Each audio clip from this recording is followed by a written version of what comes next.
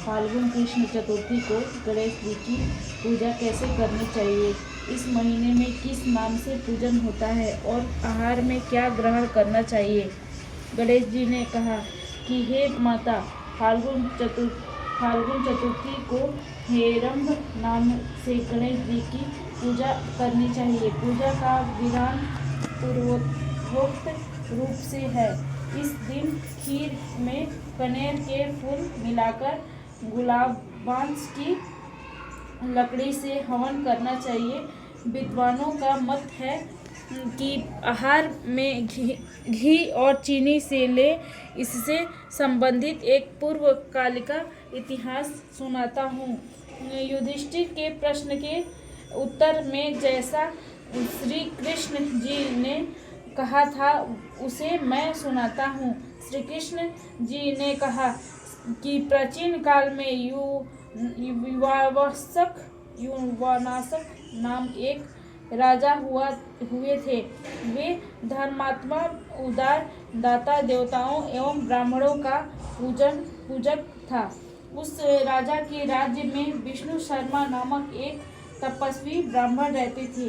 वे वेदता एवं धर्मशास्त्रज्ञ थे। उनके 7 पुत्र हुए थे जो सभी धन धान्य से समृद्ध थे, परंतु पारंपरिक कलह के कारण सब अलग होकर रहने लगे। विष्णु शर्मा प्रत्येक पुत्र के पास में क्रमशः एक दिन भोजन करते थे। बहुत दिन बीतने के बाद वे बूढ़े होकर कमजोर हो गए। वृद्धांता के कारण उनकी सभी बहुएं अनादर करने लगी। वे तिरस्कृत होकर रोते रहते थे। एक समय की बात है कि विष्णु शर्मा गणेश चतुर्थी व्रत रहकर अपनी बड़ी पुत्र वधू के घर गए। उस ब्राह्मण ने कहा कि हे बहुरानी, आज गणेश जी का व्रत है, तुम पूजन की सामग्री जुटा दो। गणेश जी प्रसन्न होकर प्रचुर धन देंगे। अपने ससुर की बात सुनकर बहू कर्कश स्वर में बोली, हे दादाजी, मुझे घर के कामों से ही फुर्सत नहीं है, फिर उन झमेलों में पड़ने का कहाँ अवकाश है। हे ससुर जी, आप हमेशा ही कोई न कोई नाटक रचते हैं। आज गणेश जी का बहाना लेकर आ पहुँचे। मैं गणेश व्रत नहीं जानती हूँ और न गणेश जी को ही आप यहाँ से खिसके। इस प्रकार बहू की झिझड़ी सुनकर वह 6 बहुओं के घर बारी बारी से गए, परंतु सभी ने वैसे ही बात कही। सभी जगहों से अपमानित होकर वह कृषकाय ब्राह्मण बहुत ही दुखी हुआ। इसके बाद वह छोटी बहू के घर जाकर बैठ गए। छोटी बहू बहुत ही धनहीन थी। वह संकोच में पड़कर कहने लगा।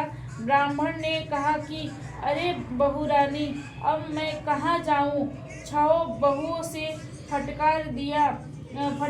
बहू ने तो फटकार दिया, तुम्हारे यहाँ तो व्रत सामग्री एकत्रित करने का कोई समाधान नहीं है दिख रहा है। मैं स्वयं बहुत बुद्धू हूँ।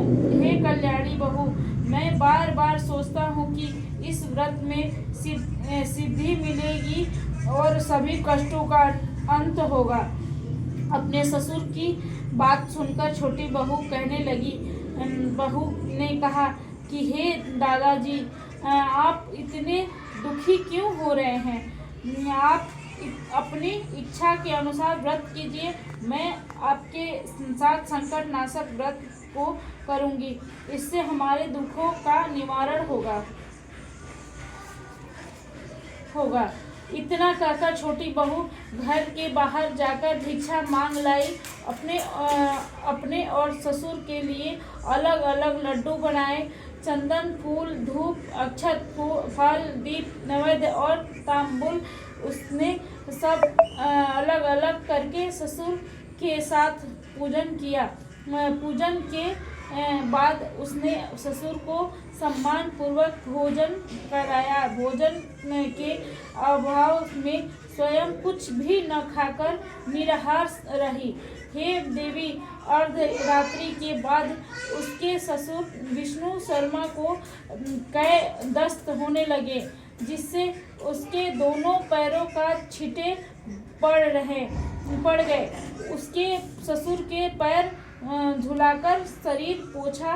वह शोक करने लगी कि मुझे हतभागिनी के कारण आपकी ऐसी दशा क्यों हुई।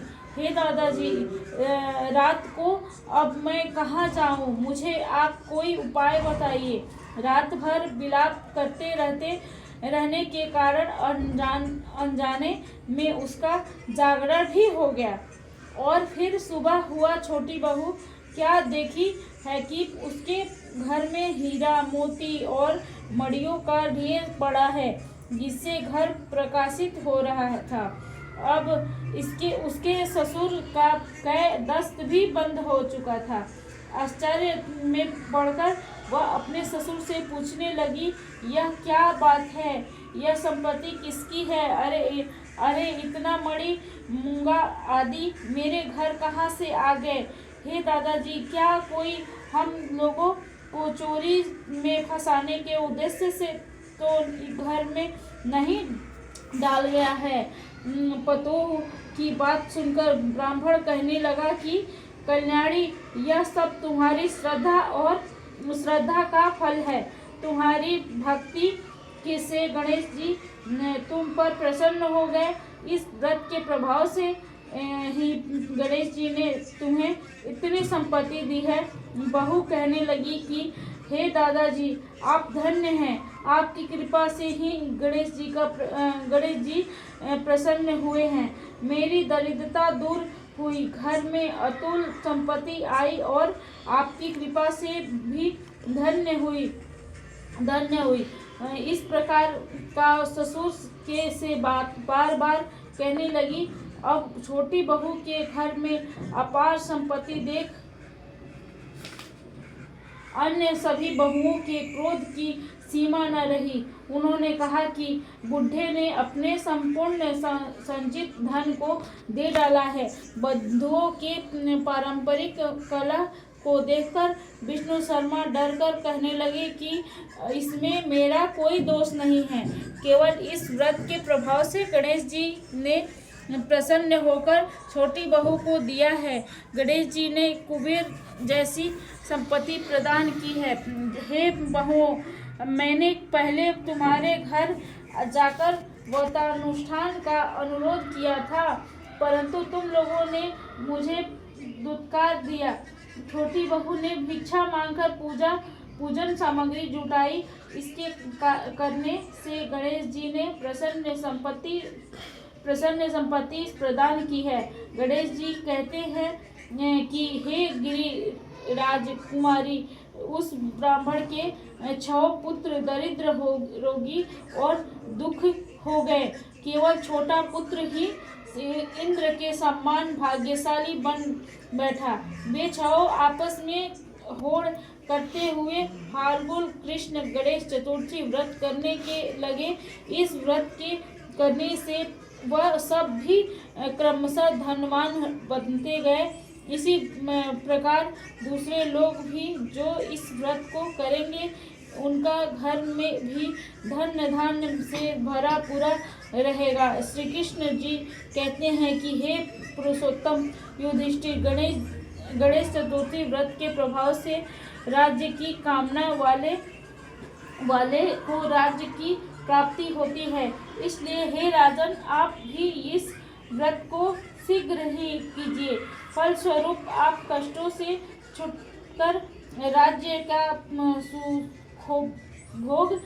सुख भोग करने लगेंगे। श्री कृष्ण जी के मुख से इस कथा को सुनकर युधिष्ठिर बहुत प्रसन्न हुए और व्रत के करके गणेश जी की कृपा से अखंड राज्य की अधिकारी हुए। अधिकांश गणेश चतुर्थी व्रत कथा चंद्रदत्त नामक राजा की कथा।